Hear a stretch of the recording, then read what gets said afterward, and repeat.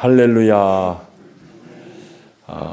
출애굽기 2장은 이스라엘 사람들이 그렇게도 존경에 맞지 않는 모세의 이야기입니다. 모세 이야기가 이제 시작되는데 모세의 출생이 이제 기록되어 있는 부분이 2장입니다.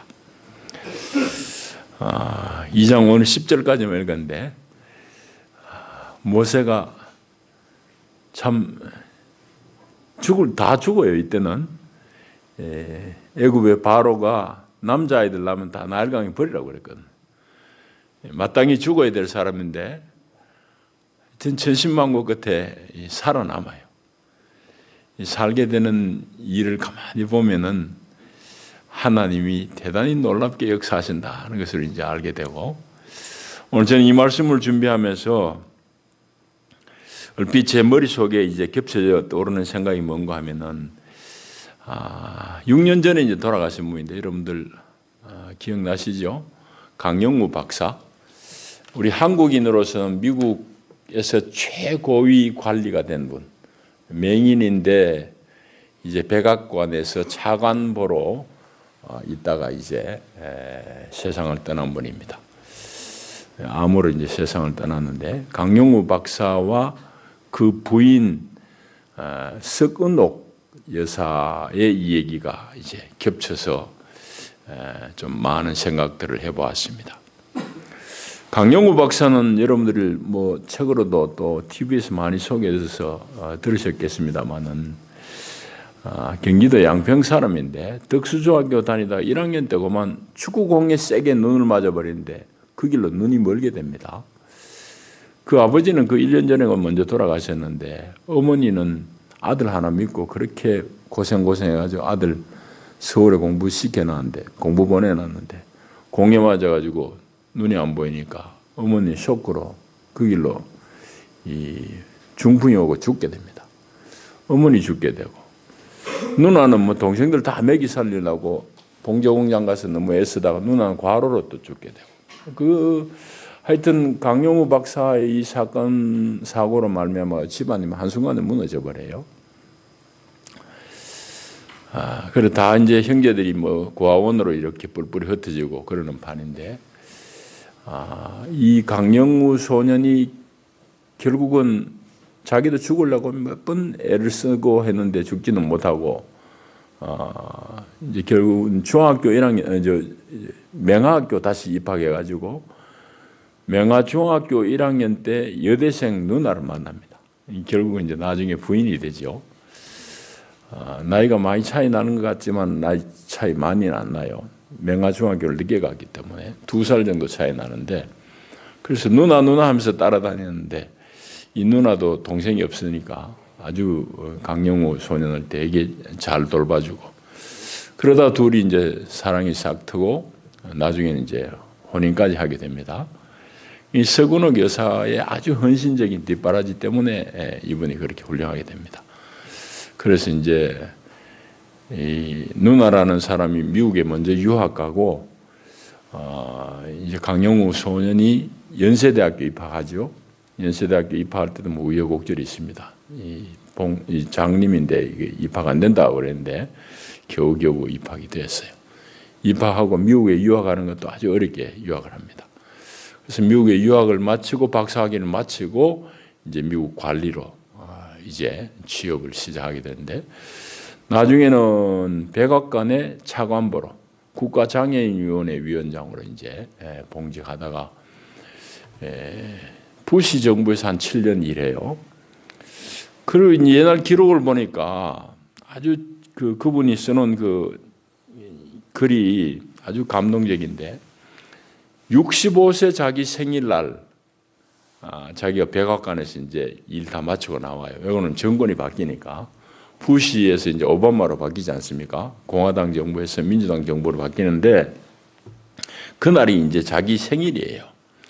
그래가지고는 이제 2009년 그날이 1월 16일인데 생일날 자기는 이제 백악관의 업무를 다 종료하고 마감하고 나오는 그날 자기 둘째 아들은 또 백악관에 입성을 합니다.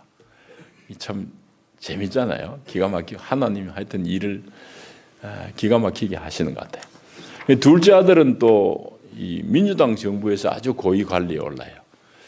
둘째 아들은 백악관에 오바마 대통령의 특별 법률 보좌관으로 백악관에 출근하게 됩니다. 그러니까 아버지는 백악관에 일 마치고 나오고 아들은 백악관에 다시 들어가고, 공화당 정부에서 민주당 정부로 바뀌는데도 불구하고 그렇게 이제 부자간에 아주 미국에서 훌륭하게 이제 사역하게 되는 그분이 바로 강영우 박사입니다. 그런데 이제 이분 글을 읽어보면 감동적인 게 참 많아요. 이제 어릴 때 애들을 키우는데 제일 이제 불편한 게 아버지 노릇을 제대로 못 해주는 거잖아요. 애들하고 같이 놀아줘야 되는데 그걸 못 하니까 이 큰 아들이 이제 한날은 밤에 아버지한테 그렇게 좀 불평 섞인 투정을 벌이더래요. 아버지는 다른 아빠처럼 나에게 야구도 좀 가르쳐주고 자전거도 좀 배워주고 하면 좋겠는데 그런 것 좀 못 안 해줘가지고 내가 좀 불편하다고 그렇게 이제 투정을 벌이니까 이 아버지가 하는 말이, 얘야, 앞으로는 의술이 점점 발전할 거니까 네가 커서 아버지의 눈을 좀 고쳐줄 수 없겠니? 애한테 동기를 부여한 거예요. 그것뿐만이 아니고 아버지가 그날 저녁에 한 말은, 네 엄마는 밤에 침대에서 네한테 글을 읽어줄 수 없잖아. 그러나 나는 지금 너에게 위인전을 읽어줄 수 있지. 어두운데 불이 다 꺼져도 아버지는 점자를 읽어내니까. 그러면서 이제 세계 위인들의 이 얘기를 아들에게 이제 들려주고 읽어주고 그래 했다는 글을 읽고는 참 감동을 많이 받았어요. 그러니까 아들을 키운 그 사람의 그 사고가 주장이 분명해요. 그 뭔가 하면 아이들에게 늘 긍정적인 마음을 심어주는 거하고, 그다음 미래에 대한 그런 꿈을 자꾸 심어주는 거지. 아버지 눈을 네가 고칠 수 있지 않겠느냐 하는 그런 이제 동기를 부여하니까 그야말로 그렇게 큰 아들은 미국의 최고의 안과 의사가 됩니다. 그 큰 아들은 최고의 안과 의사가 되고, 둘째 아들은 조금 전에 말씀드린 대로 백악관의 법률 보좌관으로 들어갈 정도로 법률 전문가가 되는 거죠. 그렇게 이제 훌륭하게 키웁니다. 그런데 이제 그런 배경에는 부인 그 석은옥 여사가 있었다는 걸 우리가 꼭 기억해야 되겠습니다. 이제 그 얘기를 가만히 이제 오버랩되면서 모세가 생명을 건지는 것도 그 누이 때문에, 미리암 때문입니다. 오늘 이제 10절까지 읽은 내용을 짧게 말씀드리면은 레위 지파의 남녀가 만나가지고 한 가정을 이루어요. 1절에 보게 되면은. 그러니까 모세의 아버지 엄마 다 레위 지파입니다. 그래가지고 둘이 만나가지고 결혼을 해가지고 아기가 생겼는데, 남자아이면 다 이제 나일강에 버려야 되잖아요. 그게 이제 바로의 엄명입니다. 애굽 왕의 아주 엄한 명령인데 그 어길 사람이 아무도 없잖아요.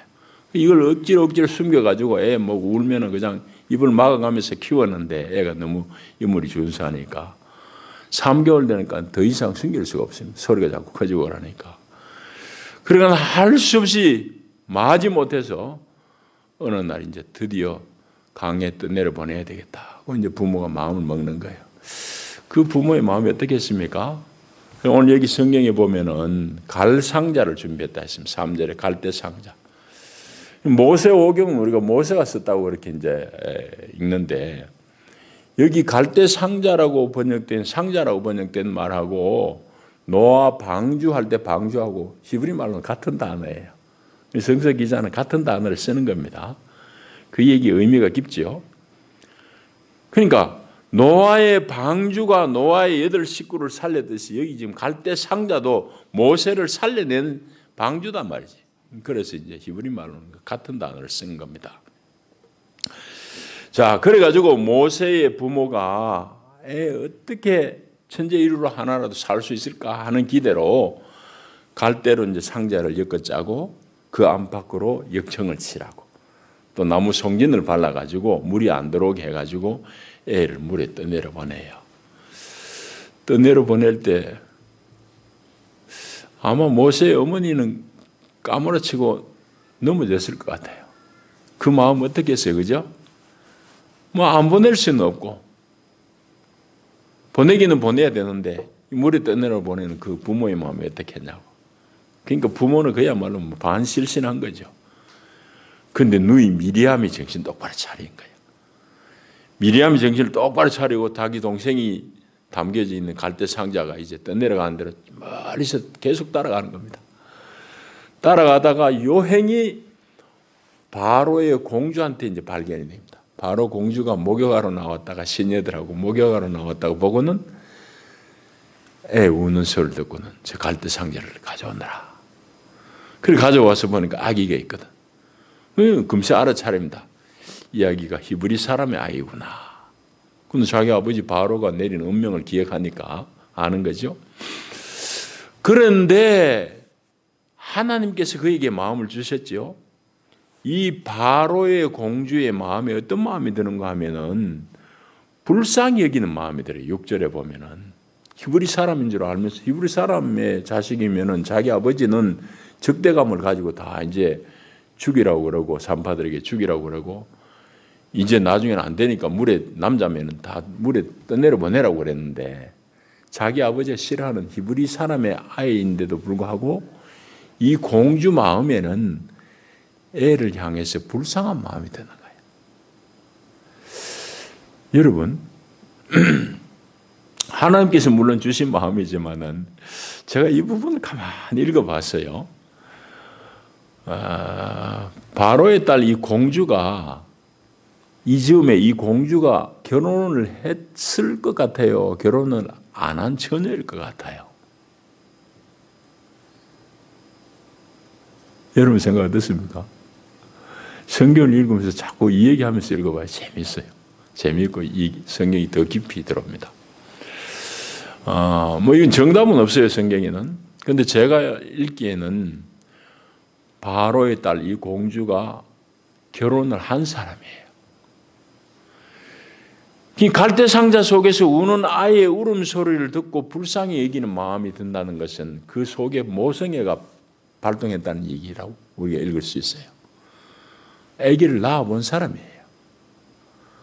그러니까 자기 아버지가 히브리 사람의 아기는 다 죽이라고 운명을 내렸음에도 불구하고 살리고 싶은 불쌍히 여기는 마음이 안에 드는 것은 그 자신도 아기를 낳아본 사람, 자기 배 아파가지고 10달 고생해가지고 아기를 낳아본 사람이니까 이 생명 버릴 수 없다는 그런 모성애가 발동한 거겠죠.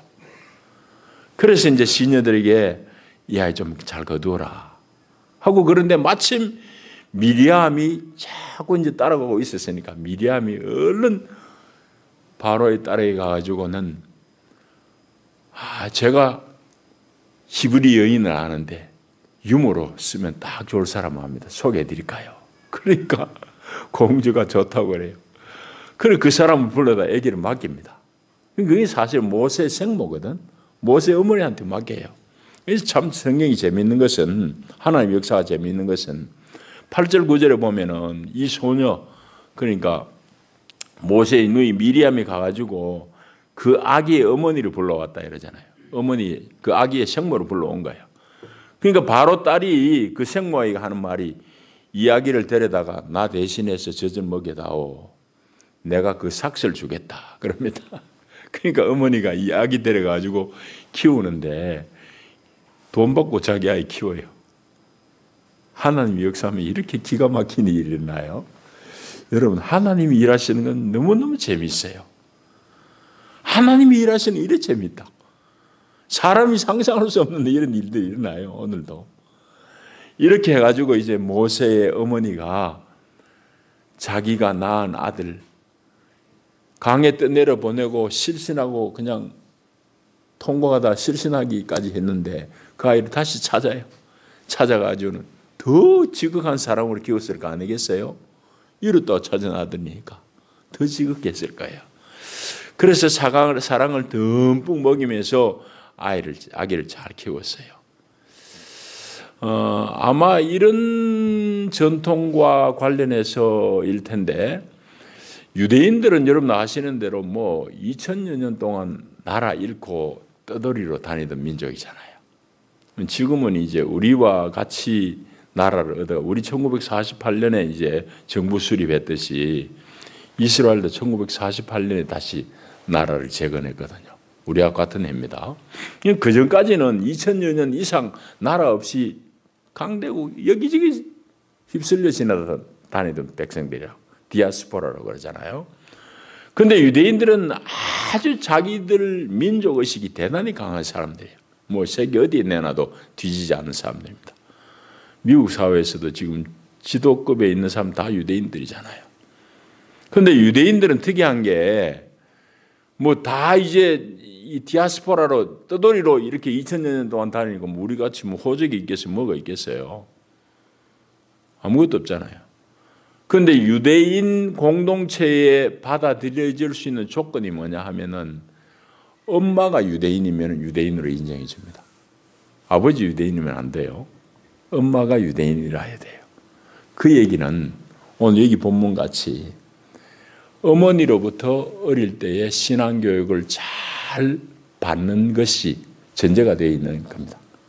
그러니까 유대인들은 오늘날도 유대인들로 받아들여지는 조건이 어머니, 부모면 물론 말할 거 없고 어머니가 유대인이면 유대인으로 인정해 주는.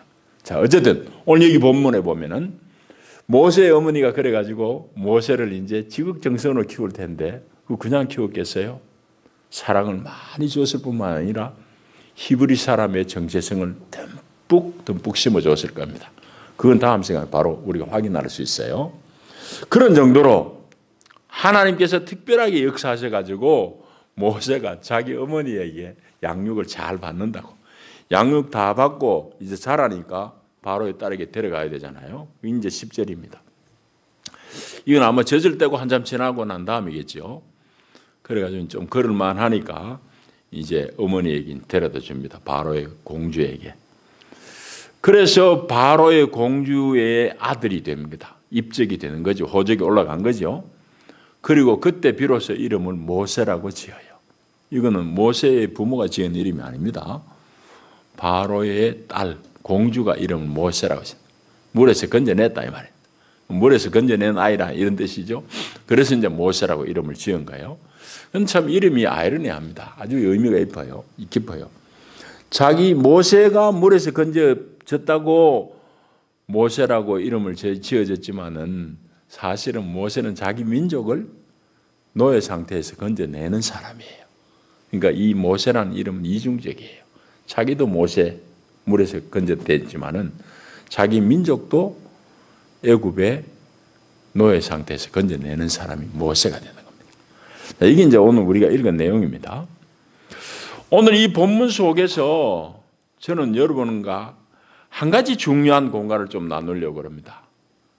그건 뭔가 하면은 하나님께서 이 히브리 사람들에게 젖과 꿀이 흐르는 땅에 대한 약속, 또 아브라함, 그 아들 이삭, 또 그 손자인 야곱에게 약속하신 것은 땅에 대한 약속과 함께 수많은 후손이 번성할 것에 대한 약속이잖아요. 자손에 대한 약속. 이 두 가지가 하나님의 언약의 핵심되는 내용입니다. 아브라함에게, 이삭에게, 야곱에게. 하나님 그렇게 하셨잖아요. 그게 어떻게 될까? 아브라함 당대에 있었습니까? 안 되죠. 아브라함 100살이 되어 겨우 애 하나 낳았어요. 이삭도 마찬가지예요. 나이 한참 늙어가지고 쌍둥이 낳았다고. 야곱 때에 와서 비로소 이제 아들 12 낳은 거죠. 그죠? 그런데 하나님께서 그 언약, 아브라함과 이삭과 야곱과 맺은 언약을 이룰 때 하나님은 당신의 때가 있어요. 당신이 이루고자 하는 때가 있다고. 하나님의 때가 있는데 그 때에 하나님께서는 당신의 구원 역사를 이루시기 위해서 애굽에서 잘 양육받고 번성되었던 이 히브리 사람들을 이끌고는 가나안으로 옮겨야 돼요. 애굽에서 탈출시켜야 되는 겁니다. 출애굽이라는 이 놀라운 역사를 하나님께서 이루시는데 그것은 아브라함과의 맺은 언약의 성취라고. 지금 당장의 이 백성들 앞에는 그게 하나님의 구원이지만 구출이지만은 더 멀리 위로 올라가게 되면 하나님이 하신 약속을 이루는 일이다 말이죠. 하나님의 이 언약을 이루는 일, 이 구원 역사를 이루는 일에 결국은 누구를 통해서 하시느냐? 모세 한 사람을 통해서 하세요. 모세가 그 일을 한다고. 여러분 놀랍지 않습니까? 오늘 이 본문은 그런 관점에서 우리가 대단히 깊이 읽어봐야 될 내용입니다. 하나님께서는 당신의 거룩한 일, 거룩한 역사, 그 민족의 조상이라는 아브라함과 맺은 언약, 이런 충차대한 일을 이루는데 하나님께서는 한 사람을 들어서 그 일을 이룬다고. 한 사람 모세를 들어서 이룬다고. 그러니까 하나님께는 사람이 얼마나 중요하냐 이 말이지. 여러분 하나님에게는 사람이 중요해요. 하나님은 한 사람 모세를 준비시킨다고. 그게 이 민족을 해방시키는 준비, 하나님의 작업의 시초예요. 여러분 세상을 보십시오. 세상은 사람을 중시합니까? 아닙니다. 제가 2주 전에도 말씀드렸죠. 성경을 읽으면서 세상하고 하나님 나라의 법하고 너무너무 다른 거예요. 세상은 뭘 중요시해요? 돈 때문에 사람 그냥 예사로 사람 죽게도 하고 그냥 함부로 하잖아요. 입으로는 다 사람 중요시한다고 그러죠. 제가 있던 회사는 한 10여 년 밥 벌어먹었는데 그래도 상당히 좀 괜찮았던 것 같아요. 그 제일 처음이 뭔가 인간 중심의 경영이에요. SK의 그 사훈 1조는 제일 첫 항이 인간 중심의 경영. 좀 그랬던 것 같아요. 그런데 세상에서는 인간 중심이라는 얘기는 많이 하지만은 실질적으로 이익하고 사람하고 있으면 이익을 쫓는 경우가 많죠. 그러다 보니까 아주 좋지 않은 근로조건에서 사람들이 상하기도 하고 다치기도 하고 죽기도 하고 그런 일들을 우리 다반사로 보잖아요. 세상은 여러분 사람보다 돈을 중시합니다. 말은 아니지. 실질적으로는. 그런데 하나님 보십시오. 하나님은 돈으로 일을 이룹니까? 아니에요. 한 사람 키워가지고 당신이 역사를 이룬다고. 그러니까 여러분 사람이 얼마나 귀해요. 세상은 돈을 귀하게 여기지만 하나님의 나라, 하나님의 일은 사람이 이룬다고. 사람을 귀하게 여기게 돼요. 그러니까 여러분들 하나님은 사람을 통해서 당신의 일을 이루는데 저와 여러분이 사람이잖아요. 여러분 옆에 있는 사람 하나님이 쓰시는 사람이잖아요. 내가 하나님이 쓰시는 만한 사람이잖아요. 그러니까 오늘 이 본문 가만히 보게 되면은 우리 한 사람 한 사람이 하나님의 사람 되기를 정말 소망해야 돼요. 하나님의 사람, 세상에는 전부 지대로 사는 사람입니다. 전부 자기 유익조차 사는 사람이에요. 그러나 우리는 하나님의 사람이에요. 뭐가 하나님의 사람입니까? 내 안에 하나님의 마음을 품은 사람이지. 내 안에 하나님의 뜻을 품은 사람이지. 내 하나님의 말씀을 순종하고자 하는 그 마음을 품은 사람이지. 그 사람이 필요한 거예요. 그 한 사람으로 당신이 역사를 이루어간다고. 다음 시간하고 연결해야 되는데 너무 이야기 길어서 오늘 여기서 잘라야 됩니다만은 모세, 생모세, 날로 된 모세는 그거 절대 안 돼요. 애굽의 교육 다 필요하지만 그거 안 된다고. 다음 시간 모세 실패로 본다고. 하나님이 준비한 모세가 실패한다고. 왜 실패하느냐? 와 관련되어 있는 문제인데 결국은 하나님의 사람, 그 한 사람이 역사를 이룬다. 우리 자신이 하나님의 사람 되는 일 너무너무 중요하죠. 나 나이 다 먹어가지고 지금 뭐 되겠노? 다 됩니다. 여러분 각자의 위치에서 다 하나님의 마음을 품고 하나님의 일을 감당해내는 하나님의 사람이 될 수 있어요. 전에 일전에 말씀드렸잖아요. 제 대학부 때 은사 선생님, 그때는 집사님이에요. 그 장로님은 부모님이 기도 열심히 했다고 이름이 기열이에요.